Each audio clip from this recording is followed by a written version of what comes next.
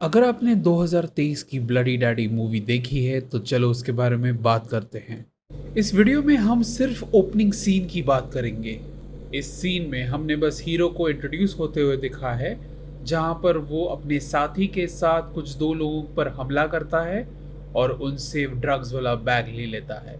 वो साथी तो दूसरे आदमी को मार देता है, लेकिन जो अपना हीरो है वो मार नहीं पाता। वो उस टकले आदमी के पीछे भागता है, लेकिन वो गायब हो जाता है। तभी अपना हीरो वापस आ जाता है। उसे डर है कि उसका चेहरा दिख गया है, और फिर जैसे कुछ नहीं हुआ वो केमिस्ट में जाता है, पेन किलर लेता है और निकल जाता है। ये सब होते हुए एक वॉचमैन देखता है। अब उसका क्या सिग्निफिकेंस है वो आगे ही पता चलेगा।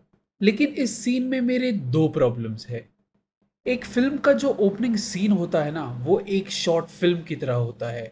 उसे हुक कहते हैं क्योंकि उसमें ऐसा कुछ होना चाहिए जिसको देखने के बाद लोगों को इस पिक्चर को देखने में इंटरेस्ट बढ़ जाएगा। तो इस फिल्म में एक्शन दिखाया है तो अच्छी बात है, लेकिन आप ऑडियंस को गलतियां निकालने का चांस नहीं दे सकते। इस फिल्म का हीरो और उसके साथी के पास गन है, तो चलो हीरो के हाथ से गन गिर गई, लेकिन साथी के पास तो गन है।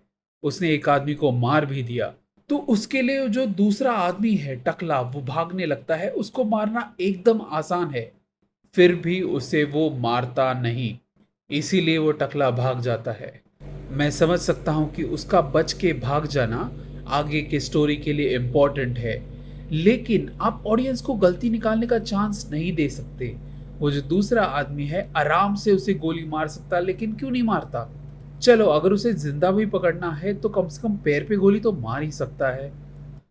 अगर ये आगे का चेस सीक्वेंस जस्टिफाई करना है तो उसके लिए एक अलग तरीका अपनाना चाहिए था कि वो जो साथी है वो अपनी सारी गोलियां उस दूसरे साथी को मारने में वेस्ट कर देता है। इसीलिए जब वो टकला भागने लगता है और उसके ऊपर वो मारने की कोशिश करता है, तब उसको पता चलता है कि बंदूक में गोलियां खत्म हो गई, और इसलिए वो भाग जाता है और आगे का चेस सीक्वेंस होता है। ये तो चलो एक प्रॉब्लम हुआ। मेरा दूसरा प्रॉब्लम है सरप्राइज एलिमेंट।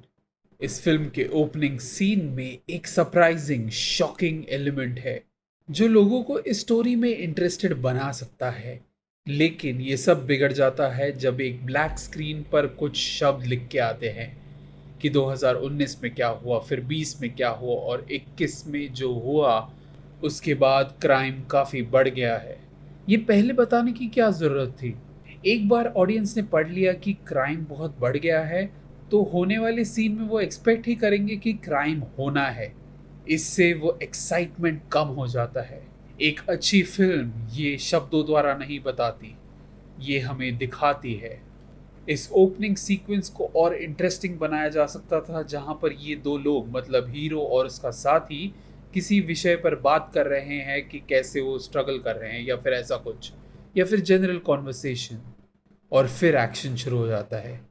या फिर दूसरा ऑप्शन, चलो एक्शन के पहले कुछ बताना नहीं है तो एक्शन करो, खत्म करो, और फिर टाइटल वो दिखाओ ब्लैक स्क्रीन पर कि ये हुआ था, इसलिए क्राइम बढ़ गया है। इसके अलावा इस सीन में हमें कैरेक्टर्स के बारे में कुछ खास पता नहीं चलता, बस कि ये दोनों क्रिमिनल्स है, और पक्के क्रिमिनल्स है क्योंकि उनकी गाड़ी पर नंबर प्लेट भी नहीं है। और इतनी कॉन्फिडेंस से गोलियां चलाते हैं जैसे उन्हें कोई डर ही नहीं है कि कोई देख ले या पकड़ ले। सब्सक्राइब।